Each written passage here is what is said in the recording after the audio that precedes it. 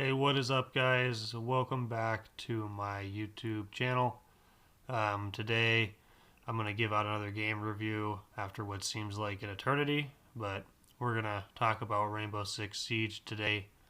Um, Before we jump into that, though, I would like to say, A, sorry for taking so long to get videos out for the 7 people that care, and B, my videos will never be kid friendly. I'll keep obviously updating that setting, but I just want anyone to know that my videos are not kid friendly and they never will be. But that being said, we're going to jump into it here. So here we go. So what I'm going to do is I'm going to give you guys a rundown of the game modes in Rainbow Six Siege. Most of you have probably played it and are familiar with them. And then I'll tell you what I think of the game. First game mode I'm going to go over is Terrorist Hunt. You shoot terrorists. That's all there is. Terrorist Hunt is not that good in my opinion. In fact, I would go as far to say as bad. Like I think it's actually bad. Um, the next thing they have is their kind of shoehorned in campaign. It's called Situations. You play as 10 different operators in specific situations to prepare you for the 11th mission. Um, I forget what that's even called at this point. You try to stop a biohazard from getting exposed to a college campus, which nobody is occupying. So I don't know what the stakes are exactly, but that's what it prepares you for. The situations are fine. The one with IQ is awful. I remember specifically that one being just awful and anti-fun. The rest of them are fine. Not too much to talk about there. They kind of just threw it in the game. Where this game really, I'll say, excels is the online multiplayer, specifically the ranked multiplayer, because you can actually get a group of people and it's some pretty good strategy and some effort here and actually be pretty competitive. Um, so we'll talk about this gameplay more in depth going forward, but those are the 3 major game modes. And of the 3, one of them is good, so keep that in mind as we go forward here. All right, so I'm going to start with what I like. This game has really solid, down to earth, realistic gameplay. It leads to pretty competitive matches. It leads to super intense situations because you only get 1 life per round. It's a 5v5. Well, it's not really a 5v5. It's really 4 of your team and your random always quits v5, so it's more of a 4v5. So that's great, but the gameplay's solid. Game looks good. The game kind of runs good. We'll get into more of that later. The shooting is what I consider to be reasonably realistic. So overall, as far as first-person shooters go, this one's among the best. It has its own set of flaws, which we're going to go over soon. But if you have a party of 5 and looking to be a little bit competitive at nighttime, or it doesn't have to be at nighttime, it could be during the day, this game's a pretty good one to jump into, in my opinion. It's solid all around, at least if you have a team of 5. But we're going to jump into some of the things I don't like right now. All right, so we're going to jump into things I don't like. I'm going to start out with functionality. This game's been out 4 years, and it's still very, very buggy, and the servers can still sometimes be just garbage.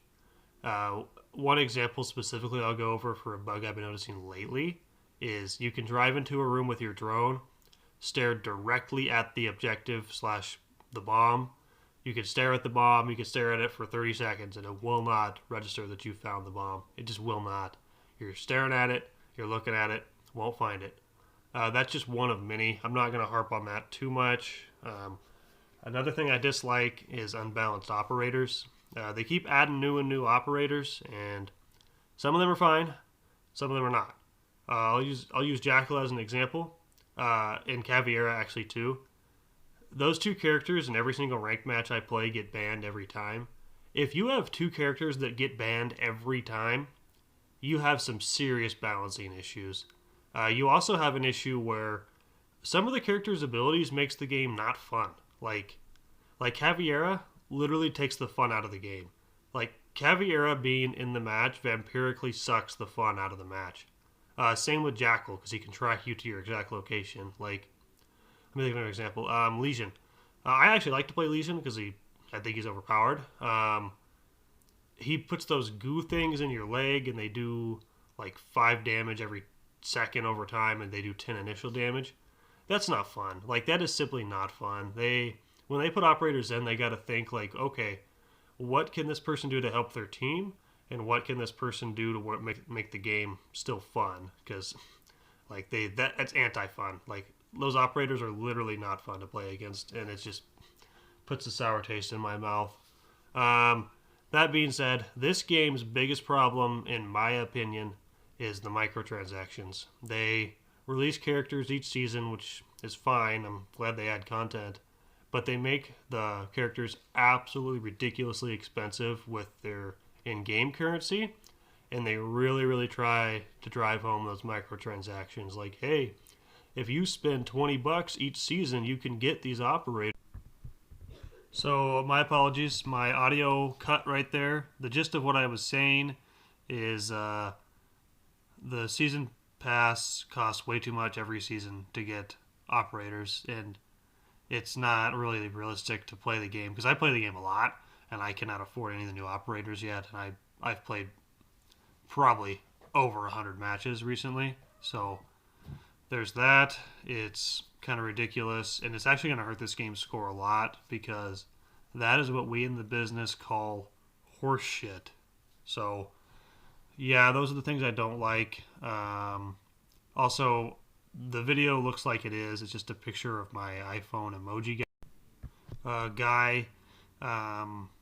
When the audio went bye bye, the video also for some reason went bye bye.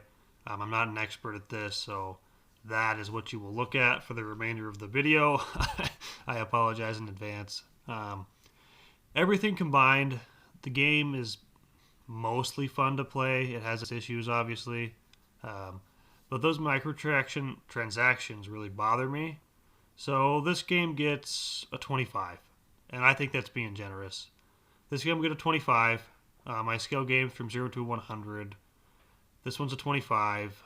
It could be much better, but the developers are greedy trash bags and won't let you get the new operators who do cool stuff for a reasonable price. So they can go screw themselves. If it was more reasonable, like $20 for every operator that comes out, kind of like Smite does, I'd pay it. That's reasonable. I'm not paying $20 a season.